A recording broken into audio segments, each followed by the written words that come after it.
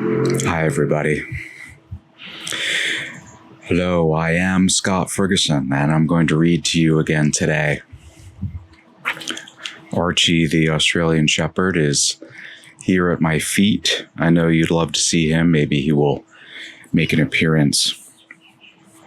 Today I have Eugene V. Debs making a statement to the court on September 14th, 1918. He had been convicted under the Espionage Act for allegedly trying to interfere with enlistment into the armed forces during World War I. Debs had been a union leader for quite a few years, and then he founded the Socialist Party of America, and he was a candidate for president in 1904, 8, and 12, and even garnered over 900,000 votes in 1912. And that was 6% of the vote. So not bad. This is a relatively brief statement, but it's very powerful. I hope that you are able to relax, take in the language, absorb it, and enjoy it. Eugene V. Debs, 1918.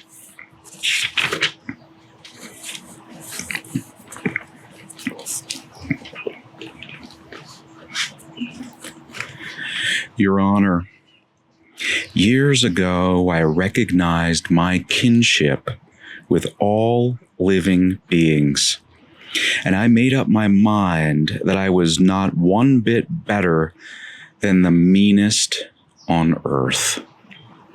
I said then, and I say now, that while there is a lower class, I am in it. While there is a criminal element, I am of it. And while there is a soul in prison, I am not free.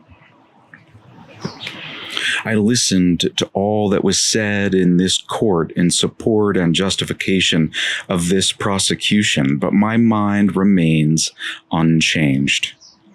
I look upon the espionage law as a despotic enactment in flagrant conflict with democratic principles and with the spirit of free institutions. Your Honor, I have stated in this court that I am opposed to the social system in which we live, that I believe in a fundamental change, but if possible, by peaceable and orderly means.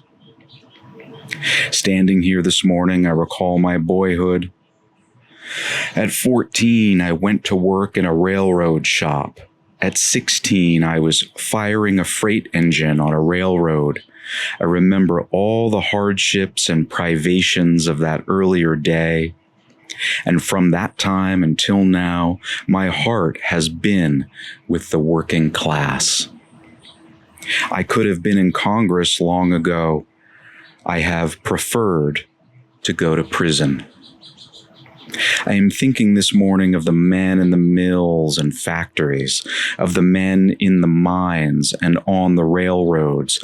I am thinking of the women who for a paltry wage are compelled to work out their barren lives, of the little children who in this system are robbed of their childhood and in their tender years are seized in the remorseless grasp of mammon and forced into the industrial dungeons, there to feed the monster machines while they themselves are being starved and stunted, body and soul.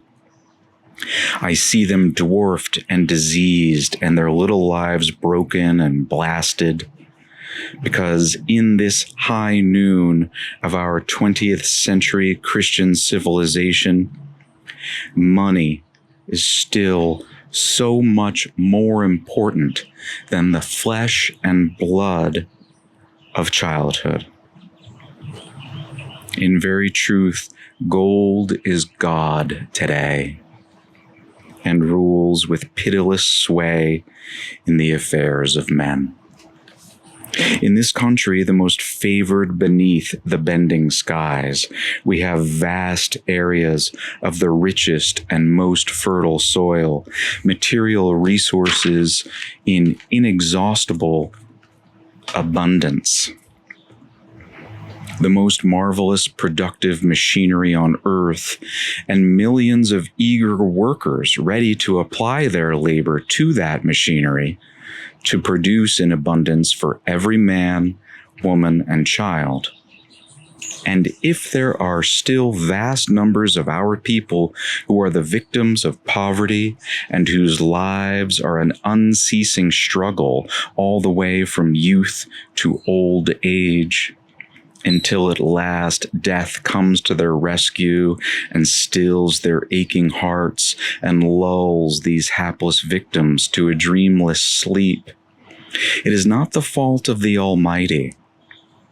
It cannot be charged to nature, but it is due entirely to the outgrown social system in which we live that ought to be abolished not only in the interest of the toiling masses, but in the higher interest of all humanity.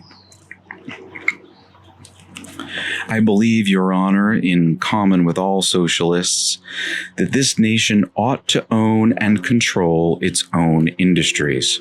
I believe, as all socialists do, that all things that are jointly needed and used ought to be jointly owned, that industry, the basis of our social life, instead of being the private property of the few and operated for their enrichment, ought to be the common property of all, democratically administered in the interest of all. I am opposing a social order in which it is possible for one man who does absolutely nothing that is useful to amass a fortune of hundreds of millions of dollars, while millions of men and women who work all the days of their lives secure barely enough for a wretched existence. This order of things cannot always endure. I have registered my protest against it. I recognize the feebleness of my effort, but fortunately, I am not alone. There are multiplied thousands of others who, like myself, have come to realize that before we may truly enjoy the blessings of civilized life, we must reorganize society upon a mutual and cooperative basis. And to this end, we have organized a great economic and political movement that spreads over the face of all the earth. There are today upwards of 60 millions of socialists, loyal, devoted adherents to this cause, regardless of the nationality, race, creed, color, or sex. They are all making common cause. They are spreading with tireless energy the propaganda of the new social order. They are waiting, watching, and working hopefully through all the hours of the day and the night. They are still in a minority, but they have learned how to be patient and to bide their time.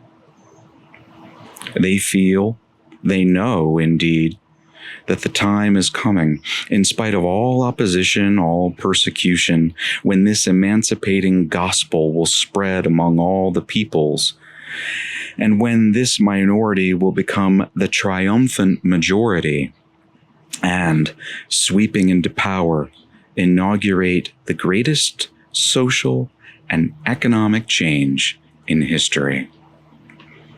In that day, we shall have the universal commonwealth, the harmonious cooperation of every nation with every other nation on earth, Your Honor, I ask no mercy, and I plead for no immunity. I realize that finally the right must prevail.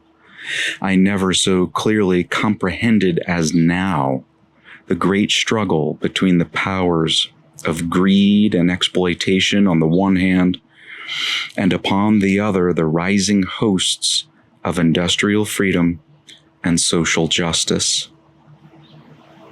I can see the dawn of the better day for humanity. The people are awakening. In due time, they will and must come to their own. I am now prepared to receive your sentence. And that was Eugene V. Debs speaking to the court, September 14th, 1918. He was, as I said, convicted, and he was in fact sentenced to 10 years in prison. However, he was pardoned after 3 years by President Harding. And with that, I thank you very much for watching and for listening.